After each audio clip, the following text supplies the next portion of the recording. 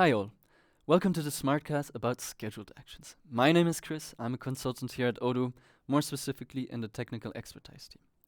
Today I'll be your host and guide you through what scheduled actions are and how you can use them. Okay. In order to best understand this session, it's important that you first check out what models are, fields are, and of course what actions are. Okay. It's also better if you know some Python coding as well, as scheduled actions often execute Python code. So don't hesitate to check out our smart classes on these subjects beforehand. So let's dig into the subject of this video, scheduled actions. What is a scheduled action? Well, basically, a scheduled action will execute specific commands or actions, as the name states it, that run at a predefined interval. Okay, this is also known as a cron job or a job scheduler. So most module functions with scheduled actions, you might not know them, but you actually do know them. So for example, in our accounting module, we have the follow-up report. So the follow-up report will actually just send emails to all of those people who haven't paid invoices yet. Okay, and we have a scheduled action that runs and does that. So what it does is actually check the due dates of the invoices, and then checks if the invoices have been paid or not. Okay. Another example is our purchase orders and our manufacturing orders. Well, we have the scheduler, which will actually check and run once per day and look for missing stock, and then actually order or create purchase orders or manufacturing orders if we need more stock. Okay. So scheduled actions actually help employees gain a lot of time, as actions they would normally have to do manually, such as sending out reminder emails or checking stock, are now done automatically. So let's head into Odoo. Okay. So first thing that we need to do is, well, we need to be in debug mode. I am here in debug mode. I see it here with the bug. If you are not, go into your settings and then scroll all the way down, and then you can activate the developer mode here. Once you have activated the developer mode, well, on your Odoo dashboard, you just need to write scheduled actions, and this will take you right into our scheduled actions model. Okay. I have a small database or test database in our case, so I only have 37 standard scheduled actions. But on larger databases, you might have more. Okay. Now let's take an example. We will take the follow-up report example, such I have just talking about in our accounting module. Okay. Let's go into edit mode. The first thing you will notice, there's a big button which says run manually. In fact, scheduled actions can always be run manually. If, for example, you need something to happen faster than the actual interval. Okay. The next thing we'll define, well, that's the action name. The action name makes it easier for perhaps future admins or other admins to understand what's behind a scheduled action. Okay. We also need to define the model.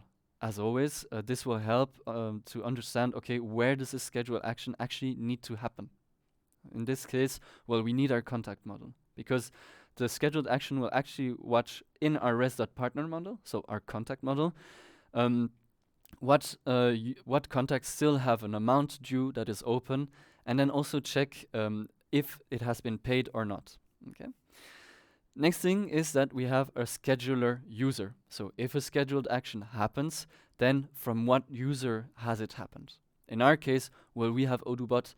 That is perfect. And then we can actually define our interval. So our interval is to say that, okay, this scheduled action needs to be executed every and then X something.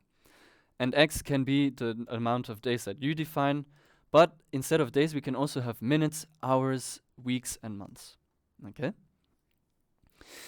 There are two other things that are quite important. So first of all, it's the number of calls. The number of calls will actually be unlimited if you put it to -1. Okay. So keep that in mind. Next thing is, of course, is the priority. So if you have several scheduled actions that run at the same time, well, we can define the priority. And then let's get to the actual Python code. So for this scheduled action, we have the model.cron_execute_follow-up. Basically, that is a method that is defined in the backend, so in our code in Python. It also has a bit of SQL. So basically what it does, it will go and fetch all of the customers which have open invoices and where the due date of those invoices is beyond today. Okay, so that's basically what this scheduled action will do. And that's actually all you need in order to create your scheduled action. So now that we know how a scheduled action is built, well, let's create one of our own. So for that, again, we have a use case. Our use case is that, well, our business, our drone business, is so fast that, well, we have opportunities which haven't moved since 30 days, well, we can lose them, okay? And for that, we can create a scheduled action to make our lives a bit easier. So for that, I'll just click on create and then add an action name. So I'll say, well, lost opportunities. And then I will define what model this has to happen on. So crm.lead, okay?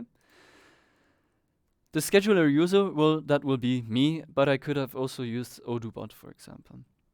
I want this to run every day, so I'm going to say, well, run this once per day, okay?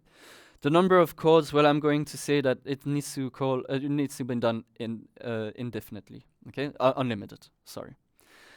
And again, I cheated a bit because I have my code exactly here, and I'll explain to you exactly what it does in a few seconds. So I'm just going to copy paste it. So basically what I'm going to do is I'm going to create a variable which will actually go and search in my model CRM leads all the records that are currently active, okay? Then in this array, I'm going to put a condition because I want the date last stage update field.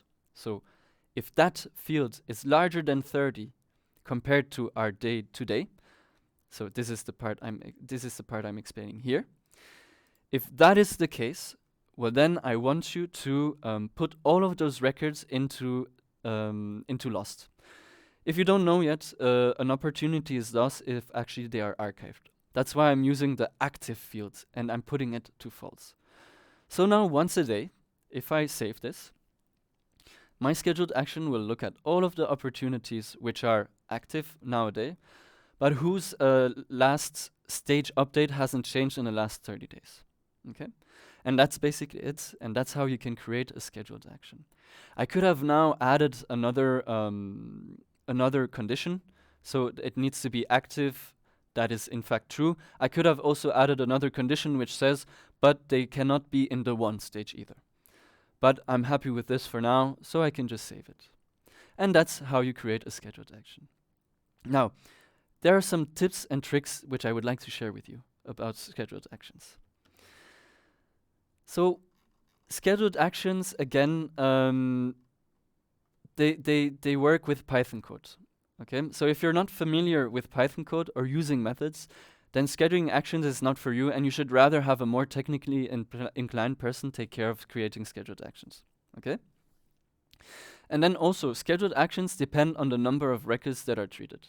So, if you run a scheduled action on a huge record set, then the scheduled action may still be running and run for a long time before it has ended, and then before the next interval will run again. So that's why use days perhaps for large record sets instead of using minutes, okay? So just keep that in mind.